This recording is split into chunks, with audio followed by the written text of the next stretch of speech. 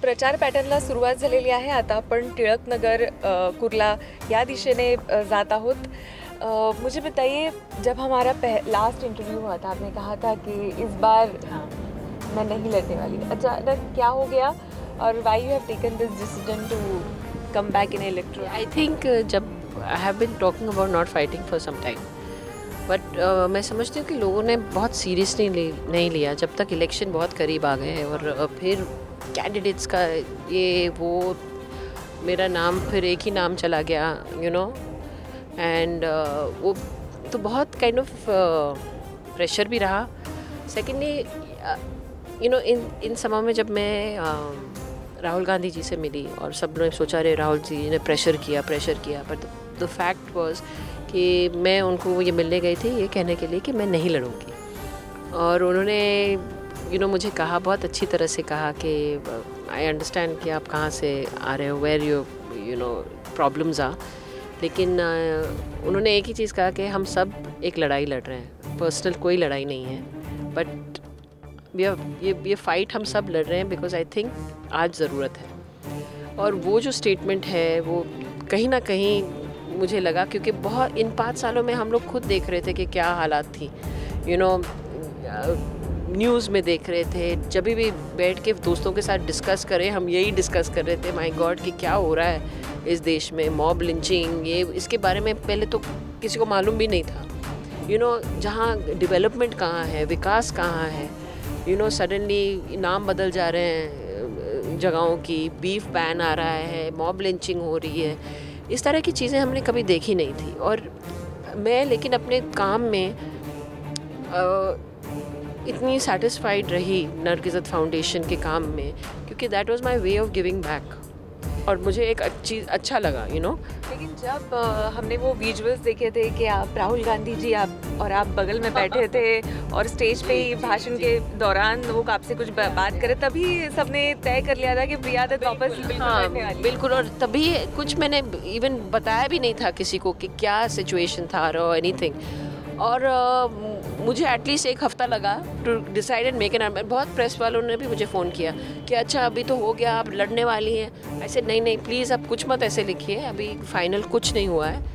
And I said you can maximum right, yes I am giving it a thought, but yes it took me a week to really get my thoughts together. उस दौरान कोई phone आया था राहुल जी का या फिर दिल्ली से? नहीं. राहुल जी ने मुझे बहुत अच्छी तरह से हमारी बातचीत हुई. उन्होंने मुझे बहुत अच्छी तरह से समझाया भी सिचुएशन के बारे में. हमारी अच्छी एक डायलॉग हुआ उनके साथ. एंड आई थिंक उसके बाद बहुत मैं सोचने भी लगी कि सिचुएशन वाकई गंभीर है. अगर हम बदलाव चाहते हैं और एक कि हम चाहते हैं कि हमारे बच्चों के लिए एक बेटर इंडिया हो, जब आप कहती हैं कि मैं चाहती हूँ कि हमारे बच्चों के लिए एक बेटर इंडिया हो, तो आपके सामने जो प्रत्याशी है भाजपा की पूनम महाजन, वो कहती हैं कि ये बचकुनी बातें हैं. शायद उनके लिए बचकुनी बातें होंगी, बट मेरे लिए बहुत इम्पोर्टेंट बात है, क्योंकि मुझे I will be answerable to my children, I will be answerable to this generation जब वो बड़े होंगे. तो मेरे लिए एक बहुत इम्पोर्टेंट बात है, क्योंकि जो कुछ भी हम आज करते हैं इनके फ्यूचर के लिए कर रहे हैं. और but I take that very seriously. पिछली बार हमने देखा 2014 में वही फाइट था आप दोनों के बीच, इस बार भी 2019 में आप दोनों के बीच फाइट होने वाला है.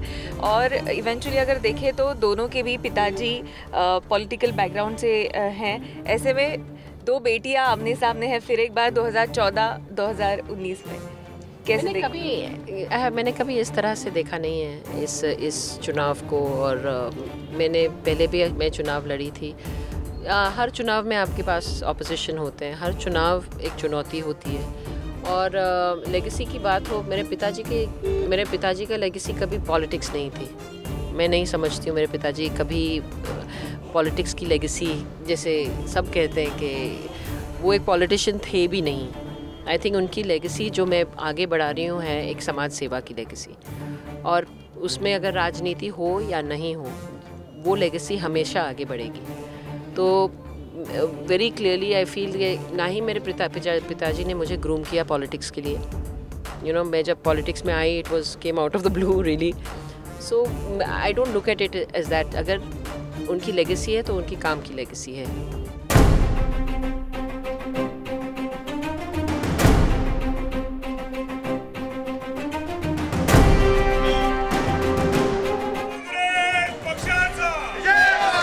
आपकी कॉन्स्टिट्यूएंसी एक ऐसी कॉन्स्टिट्यूएंसी है जिसको हाई प्रोफाइल कॉन्स्टिट्यूएंसी भी माना जाता है, जिसमें हाई प्रोफाइल इलाके भी हैं और जहाँ पे कुर्ला जैसे इलाके भी हैं. कैसे देखते हो? और इन दोनों की जो समस्याएं दोनों जगह हैं लेकिन अलग अलग हैं. बिल्कुल बिल्कुल, और हमेशा ऐसे ही रहा है. मैं एक बैलेंस करती हूँ. आई थिंक दोनों की समस्याओं को हमें सुनना है, दोनों की समस्या को हमें देखना है और उनका समाधान भी करना है, लेकिन बहुत अलग है. वेस्ट में अगर आप देखें, जहाँ बड़ी बड़ी बिल्डिंगें हैं, वहाँ की समस्या होगी road, better roads, footpath, beautification garden का, सिक्योरिटी. तो ये सब चीज़ें हैं जो हम फोकस करते हैं. फिर आप अगर यहाँ देखें, झुग्गी झोपड़ियों के बारे में देखें, गटर, पानी, नाला, housing, these are the issues हम फोकस करते हैं. तो डेफिनेटली बहुत डाइवर्स क्षेत्र है और उसमें बैलेंस क्रिएट करना बहुत इम्पोर्टेंट है. बिल्कुल. अब लोगों की तकलीफ़ें जानने हम सीधा जनता के बीच कुछ ही देर में पहुंचने वाले हैं.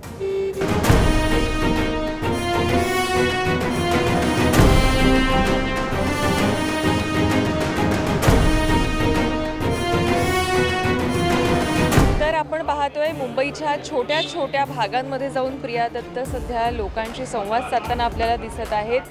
मोठ्या मोठ्या सभा घेण्यापेक्षा अगदी लोकांच्या भागामध्ये जाऊन, त्यांच्या एरियामध्ये जाऊन, त्यांच्या घरी जाऊन त्यांच्याशी संपर्क साधण्याचा प्रयत्न आपल्याला इथे होताना दिसतो आणि त्यांच्यासोबतच राष्ट्रवादी आणि मनसे देखील पुढे आलेले आपल्याला इथे पाहायला मिळत आहेत.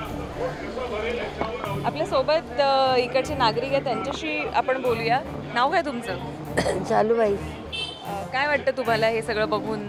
काय झालं पाहिजे? काय चांगलं झालं पाहिजे, सगळ्यांचं, सर्वजणांचं चांगलं झालं पाहिजे. चांगल्यासाठी करतायत. हो, चांगलं झालं पाहिजे. आज प्रिया दत्त यांना बघायला आलात की इथे? हो. प्रिया दत्त यांना बघायला आलात? हो हो. कुठे राहता? इथेच राहते, इकडे गल्ली. आपल्यासोबत इथे काही महिला आहेत, वाकून बघतोय आपण, त्यांच्याशी बोलूया. नाव काय तुमचं? नाव काय? शोभा बनकर. राहायला कुठे आहात? आम्ही मुलुंडचे इथं नाही, इथले नाहीत. पण इथे प्रिया दत्तना बघायला आलात का? हो हो.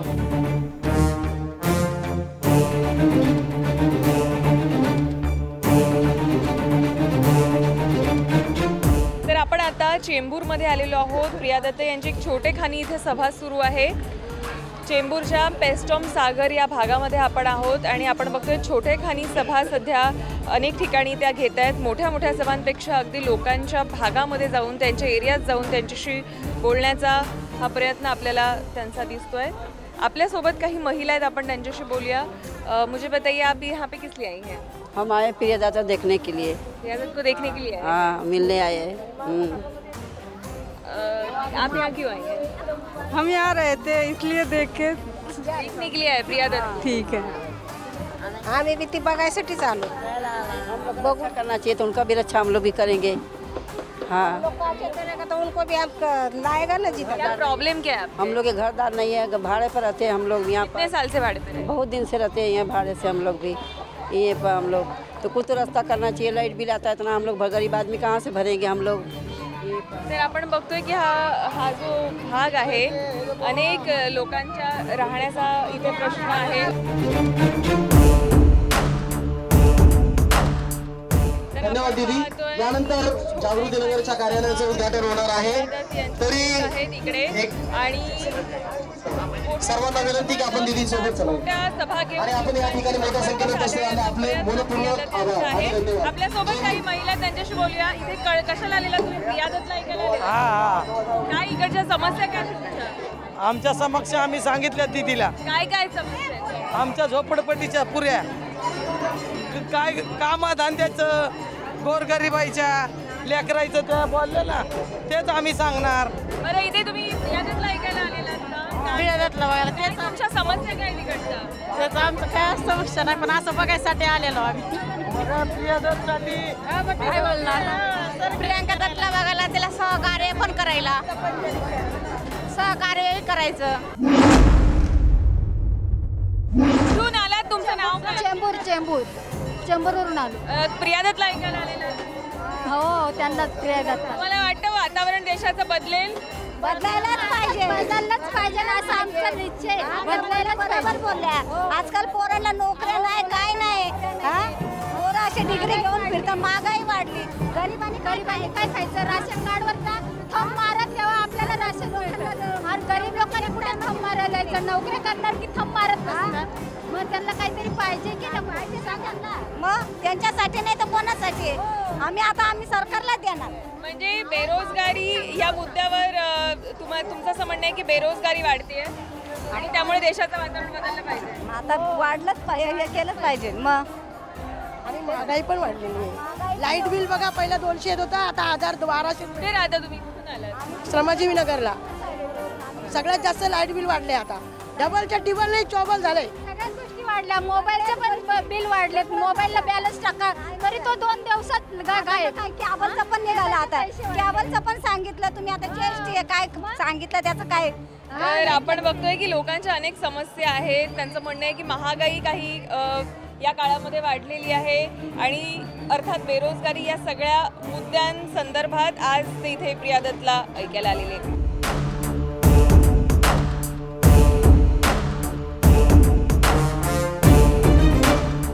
तर प्रिया दत्त यांची एक छोटेखानी सभा इथं कुर्ला पूर्वेला झालेली आपल्याला पाहायला मिळाली.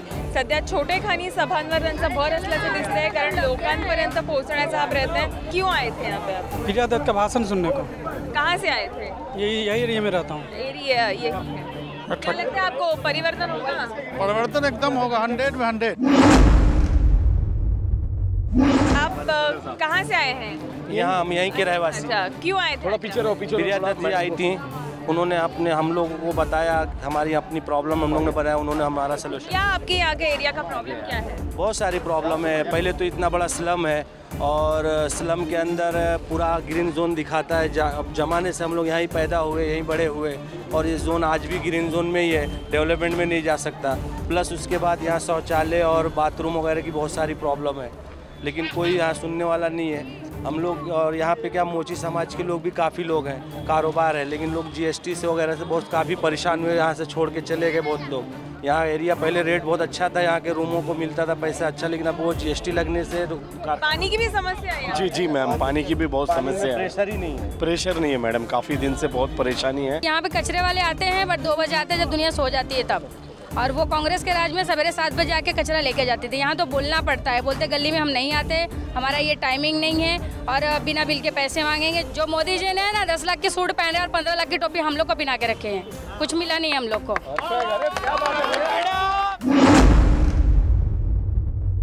ये समस्या है कि आपने प्रिया जी को बताए ना. इसीलिए तो हम लोग इकट्ठा हुए थे कि अगर आप हमारा ये काम करते तो हम आपके साथ में हैं और हम लोग आगे चल के आपको इस बारे में पकड़ेंगे. तो उन्होंने वादा किया कि हाँ हम इसको ध्यान में रखेंगे और इसका निर्णय लेंगे. कुछ भी जो भी रहेगा करेंगे. तो हम लोग का यही कहना है कि आपके माध्यम से कि कम से कम ये न्यूज़ चैनल भी हम लोगों ने फर्स्ट टाइम ही यहाँ देखा कि कोई कवर करने के लिए आया है और इसके लिए आपका बहुत स्वागत है. हम लोग को बहुत खुशी हुई ताकि हम लोग इस एरिए को ना ऐसा करें कि यहाँ पे छोटी वगैरह कुछ प्रोग्राम भी हो गए. बच्चों को मैदान भी नहीं है. इसी मैदान में बच्चे अनेक गोष्टी आहेत. लहान मुलांना खेळायला मैदानं नाही आहेत. पाण्याचा प्रॉब्लेम आहे, घराचा प्रॉब्लेम आहे, असे अनेक प्रॉब्लेम आहेत आणि या सगळ्या समस्यांना घेऊन आज इकडचे नागरिक इथं आलेले प्रिया दत्त यांनी या नागरिकांशी इथं संवाद साधलेला आहे.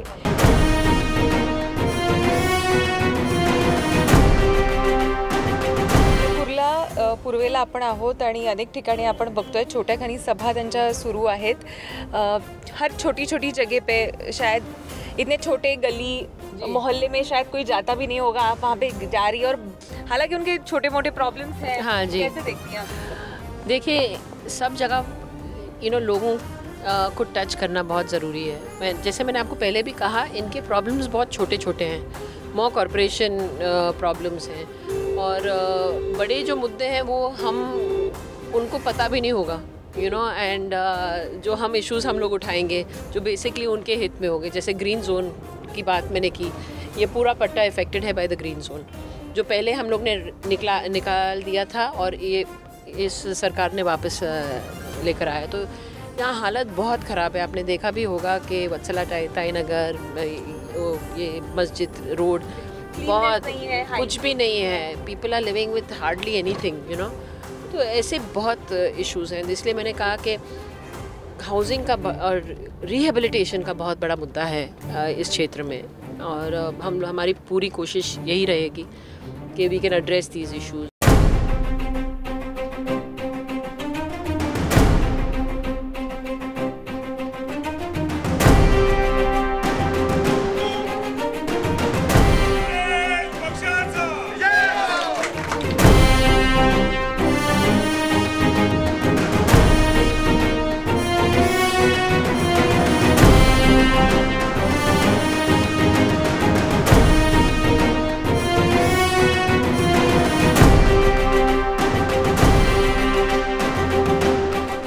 हमने देखा आपके इस कैंपेन में मनसे भी शामिल थी। हालांकि ऑफिशियली तो मनसे आपके साथ नहीं है, लेकिन दिल से बड़ी साथ। बिल्कुल बिल्कुल। और आई थिंक यू नो इनके कार्यकर्ता और सब बड़े जोश में हैं। They are supporting us even on ground. जी, राज ठाकरे जो है काफ़ी उनके भाषण अभी चल रहे हैं, हर दिन ही चल रहे हैं। कैसे देखती है राज ठाकरे उनके भाषण? देखिए आप। जी, मैंने उनका 6 गुड़ी पाड़वा के दिन का भाषण सुना और मैंने I thought it was very good, क्योंकि उन्होंने इतनी अच्छी तरह से सब कुछ समझाया।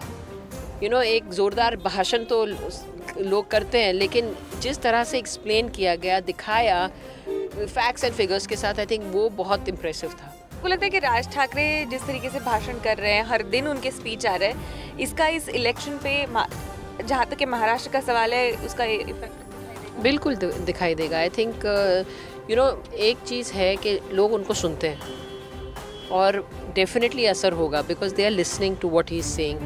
और जैसे वो, मैंने कहा, भाषण कर भी रहे हैं, वो कर रहे हैं, लोगों को समझा रहे हैं कि ये स्थिति क्या हुई है इन 5 सालों में।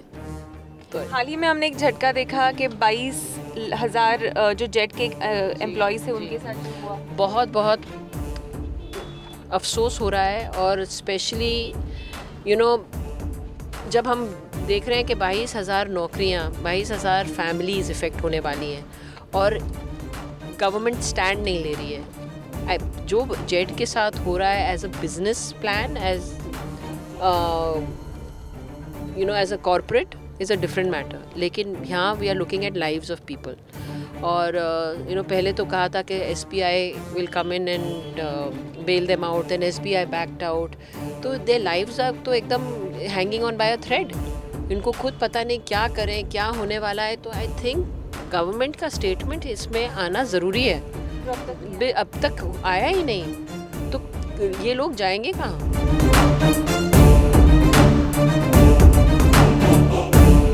एक यहाँ पे ऑब्जर्व किया कि एक के बाद एक सभा, बिल्कुल बीच में गैप नहीं, ना पानी पीने का वक्त है, ना चाय पीने का वक्त है, बस बैक टू बैक सभा है, बैक टू बैक लोगों से मिलना जारी है। और मुझे लगता है ये अभी भी जारी होगा, मुझे लगता है मिडनाइट तक ये चलेगा, शायद उससे भी।